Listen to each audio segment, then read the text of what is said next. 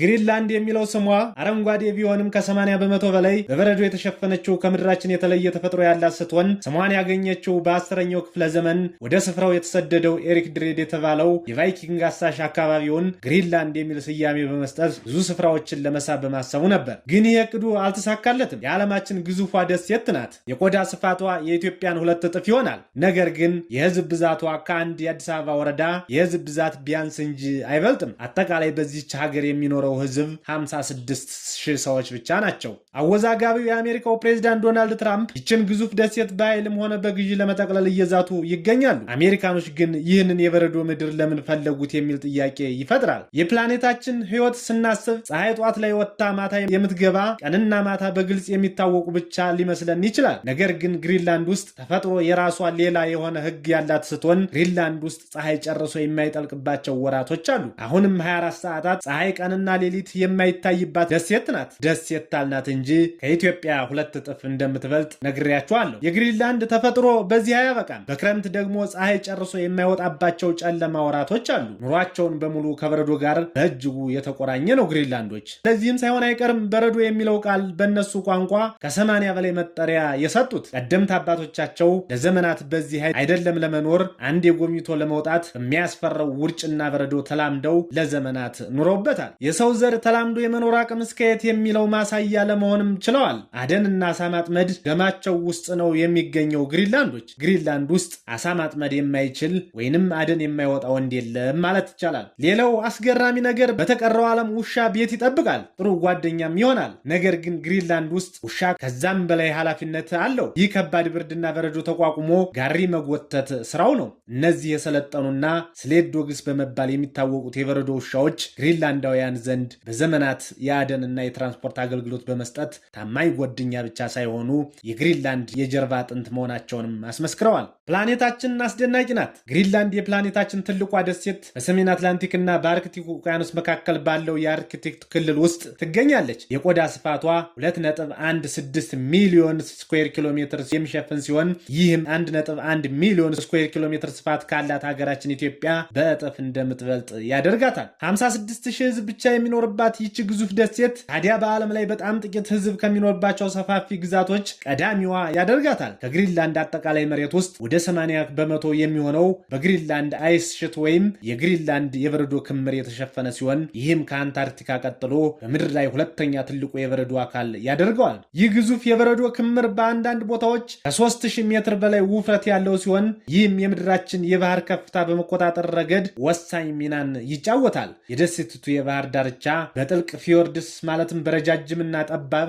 የባህር ወሽመጥ የተሸፈነ ሲሆን አንዳንዶቹ እንደ ምዕራባውያን የባህር ዳርቻዎች ላይ የሚገኙ ስኮርሲቪ ሰንድ ያሉ በዓለም ላይ ረጅምና ጥልቅ ከሚባሉ ቀዳሚዎቹ ናቸው። ታዲያ የግሪንላንድ ህዝብ በበረዶ ባልተሸፈኑ የባህር ዳርቻዎች አካባቢ ላይ በተለይም የአየር ንብረቱ ደና በሆነበት በደቡብ ምዕራብ ላይ ተወስነው ይኖራሉ። የግዛቲቱ ውስጠኛው ክፍል በአብዛኛው ሰው የማይኖርበት ሲሆን በግዙፉ የበረዶ ክምር የተራራ ሰንሰለቶችና የቀዝቃዛ ታንድራ የተሞላ ነው። በአጠቃላይ የግሪንላንድ የአየር ንብረት በረጅም ከባድ ክረምትና አጭር ቀዝቃዛ የበጋ ወቅቶች ይታወቃል። የአርክቲክ ክበብ ወይም ደግሞ አርክቲክ ሰርክል በግሪንላንድ ውስጥ ያልፋል። የአርክቲክ ሰርክል ከሁለት የፖላር ሰርክሎች አንዱ ሲሆን ሌላኛው ደግሞ የአንታርክቲካ ሰርክል ነው። እነዚህን ሁለቱን የሰሜንና የደቡብ ዋልታዎች በጣም ቀዝቃዛ ናቸው። ምክንያቱም ዓመቱን በሙሉ በጣም ትንሽ ቀጥተኛ የፀሐይ ብርሃን ስለሚያገኙ ነው። በዚህ ምክንያት ብርቱ ክረምት በታህሳስ ወር ውስጥ ይጀምርና እስከ ግንቦት ወር ድረስ ሊቆይ ይችላል። በዚህ ወቅትም ግሪንላንድ 24 ሰዓታት ፀሐይ የማይወጣባቸው ቀናቶችን ታስተናግዳለች። ደሴቲቱ በቋሚ በረዶ የተሸፈነች ስትሆን ትላልቅ የበረዶ ቁርጥራጮች በተለይም እንደ ዲስኮ ቤይ ባሉ አካባቢዎች በየጊዜው ሲገነደሱና ሲሰባበሩ በዓለም ላይ ካሉት እጅግ አስደናቂ የበረዶ መልክዓ ምድሮችና ቅርጾችን ይፈጥራል። ግሪንላንድ እንደ ፖላር ቤርስ፣ አርክቲክ ፎክስ፣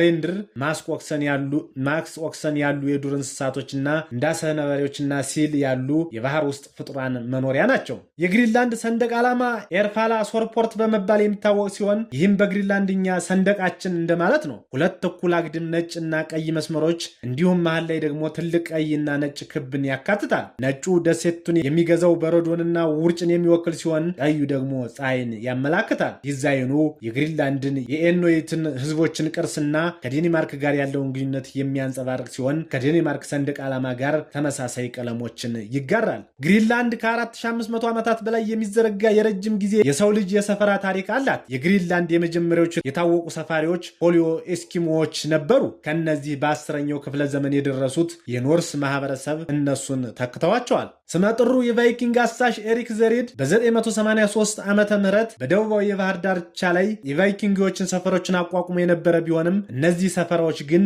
በጊዜ ሂደት ጠፍተዋል። የዘመኑ የግሪንላንድ ህዝብ ቀደምቶች የሆኑት የኢኑዊት ህዝቦች በ1200 ዓመተ ምህረት አካባቢ ከካናዳ ተሰደው ወደ ዛሬዋ ግሪንላንድ የደረሱ ሲሆን ከዚያ ጊዜ ጀምሮ ግን በአስቸጋሪው የግሪንላንድ ምድር ተላምደው በመኖር ላይ ይገኛሉ። የዴንማርክና የግሪንላንድ ግንኙነት በ18ኛው ክፍለ ዘመን የተጀመረ ሲሆን በ1721 ዓመተ ምህረት በክርስትና መስፋፋት ተልዕኮ እንዲሁም በንግድ ተነሳሽነት መደበኛ የቅኝ ግዛት አገዛዝ ተጀመረ። ይህ አንድም የጠቀስነው የቫይኪንግ አሳሹ ኤሪክ ዘሬድ የመሰረተውና ብዙ ያልዘለቀው የኖርስ ሰፈሮችን ተከትሎ ከብዙ መቶ ዓመታት በኋላ የተደረገ ነው። ግሪንላንድ እስከ 1953 ዓ.ም ድረስ የዴንማርክ ቅኝ ግዛት አካል በመሆንም ቆይታለች። በወቅቱ ከቅኝ ግዛትም አልፋ የዴንማርክ ግዛት አካል ሆና ተዋህዳለች። የግሪንላንድ ብሔርተኝነት ማደግ ግሪንላንድን በ1979 ራሷን በራሷን የማስተዳደር ከፊል ነፃነት እንድታገኝ አስችሏታል። ቀጥሎም ተጨማሪ እርምጃ በመውሰድ በ2009 ዓ.ም ግሪንላንድ ራሷን በራሷ የማስተዳደር ስልጣን አግኝታ አብዛኞቹ የሀገር ውስጥ ጉዳዮችን ተቆጣጥራለች። ዛሬ ላይ ግሪንላንድ በዴንማርክ መንግስት ውስጥ ያለች ግዛት ስትሆን የራሷን ሀብትና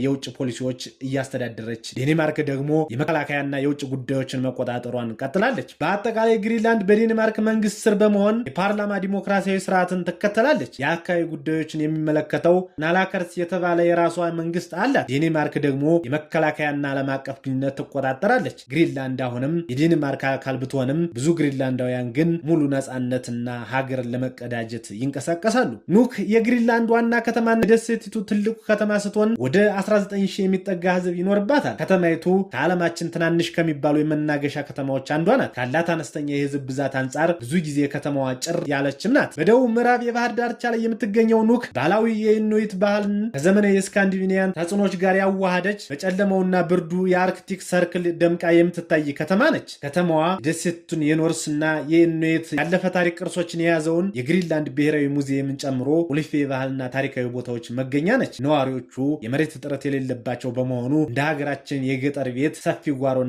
የልጆች መጫወቻ ቦታዎችን ከልለው ማየት የተለመደ ነው። ከተማዋ ውስጥ ብትዞሩ ዛፍ ብሎ ነገር ላታዩ ትችላላችሁ። ከዛፍ ይልቅ ከተማዋ ውስጥ ትላልቅ አለቶች በብዛት ይታያሉ። እነዚህ አለቶች በረዷማ ናቸው። የኑክ በቀለማት ያሸበረቁ የስካንዲኔቪያን ቤቶች ከአስደናቂው የአርክቲክ ገጽታ ጋር ተዳምሮ ውብ እይታን ይፈጥራሉ። ጎብኚዎች የአሳ ነባሪዎችን እይታ፣ የእግር ጉዞና በከተማዋ ዙሪያ ያሉትን አስደናቂ ፊዮርዶች ማሰስ ይችላሉ። ከተማዋን ከሌሎች ከተሞች እንዲሁም ከሌሎች ሀገሮች ጋር የሚያገናኘው ኑክ ኢንተርናሽናል ኤርፖርት በከተማዋ ውስጥ ይገኛል። ግሪንላንድ ባላት ሰፊ የቆዳ ስፋትና ከተሞች ተበታትነው የሚገኙ በመሆኗ ከአንድ ከተማ ወደ ሌላ ከተማ ለመጓጓዝ በዋናነት የሚጠቀሙት አውሮፕላን ወይም ሄሊኮፕተር ነው። የግሪንላንድ ኢኮኖሚ በአጠቃላይ በአሳ ማጥመድ፣ በቱሪዝምና በማዕድን ላይ የተመሰረተ ነው። የአሳ ማጥመድ ኢንዱስትሪ በተለይም ሽሪምፕና የባህር ምግብ ዋነኛ የኢኮኖሚ አንቀሳቃሽ ሲሆን አብዛኛውን የውጭ ንግዶችን ይሸፍናል። ግሪንላንድ የባህር ምግቦችን በዋናነት ወደ ዴንማርክ፣ አሜሪካና ቻይና ትልካለች። ግሪንላንድ በብርቅዬ የምድር ማዕድናት እንደ ዘይትና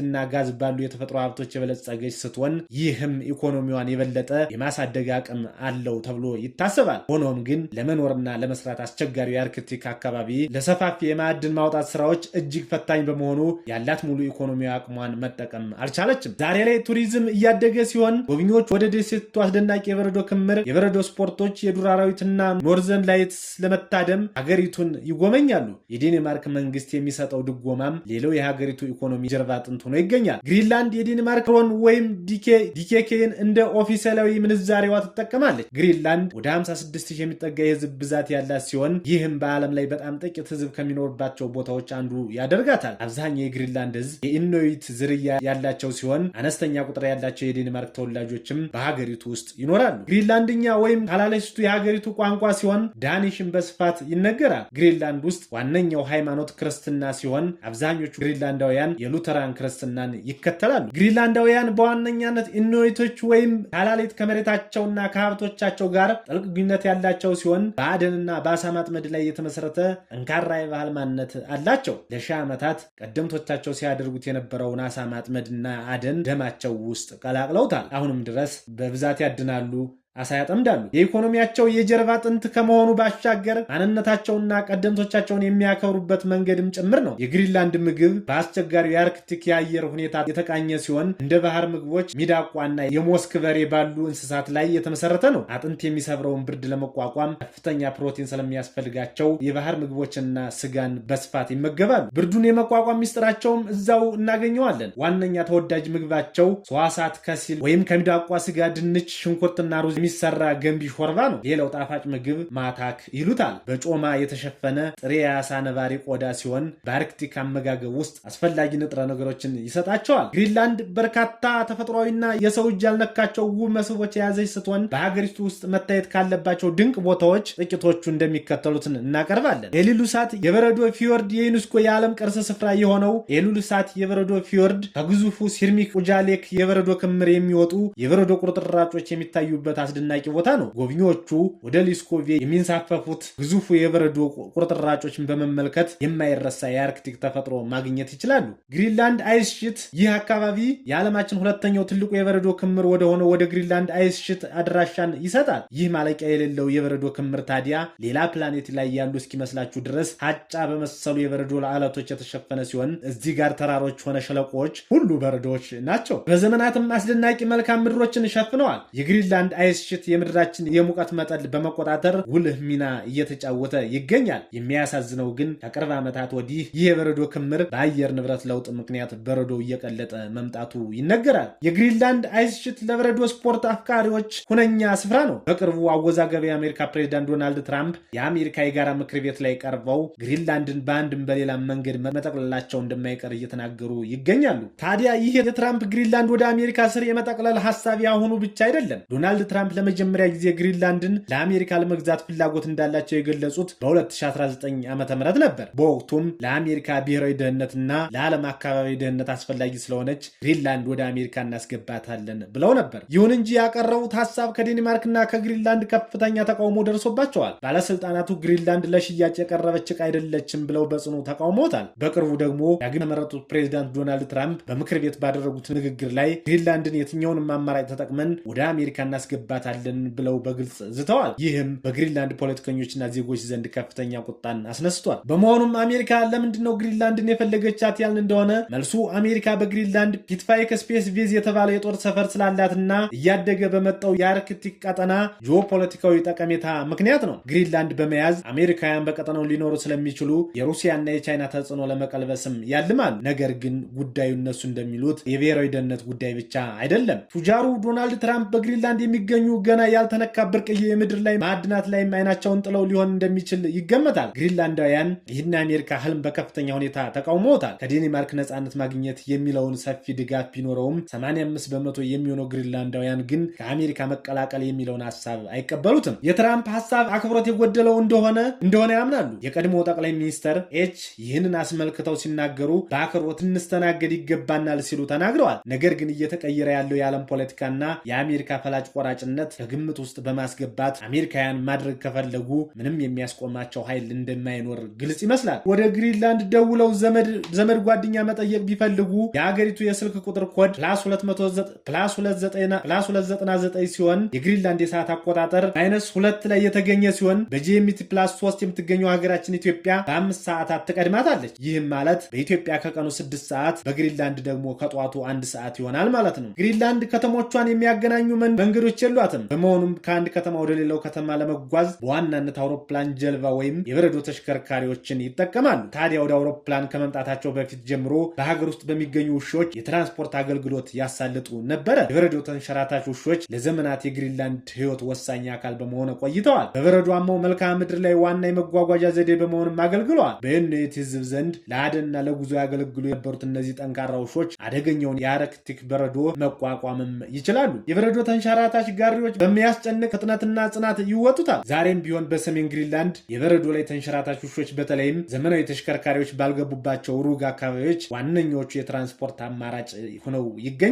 በዩናይትድ ሕዝቦች ዘንድ ጥልቅ የባህል ትርጉም አላቸው። ጽናትና ባህልን ያመላክታል። እነዚህ ውሾች ጋሪውን ለመጎተት ጥንካሬና በረዶውን መቋቋም ብቻም ሳይሆንም እንደ ቡድን በህብረት ተስማምተውና ተናበው መስራት ይጠበቅባቸዋል። በዚህ በከባድ መልካም ምድሮች ላይ ሰፊ ስልጠናቸውን መውሰድ ይጠበቅባቸዋል። በሌላ ታሪክ እስከምንገናኝ መልካም ሰንብቱ።